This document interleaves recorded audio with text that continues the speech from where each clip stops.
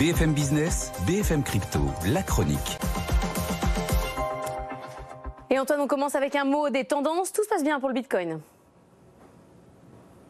Oui, on va rassurer Anthony, ça se passe plutôt bien. Effectivement, le Bitcoin repasse au-dessus des 30 000 $, alors que l'Ether décroche, lui, un petit peu des 2100, un mouvement inverse de ce qui se passait ces derniers jours. C'est le Bitcoin qui reprend sa couronne, mais on reste sur de beaux gains sur un mois, dans les deux cas. L'XRP, en revanche, prend le relais depuis hier et dépasse maintenant les 52 cents.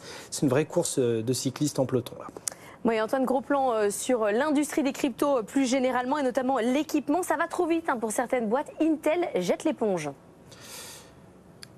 Oui, à peine un an après avoir pourtant signé ce qui promettait d'être un grand coup. Il faut savoir que dans le business du matériel de minage, il n'y a que quelques acteurs très spécialisés. Et dans les puces, depuis le début, s'était installé une sorte de duopole chinois, MicroBT et Bitmain, qui se partageaient un peu le marché, avec à côté Nvidia, dont les cartes graphiques GeForce ont toujours été une des principales chevilles ouvrières du minage, notamment du Bitcoin.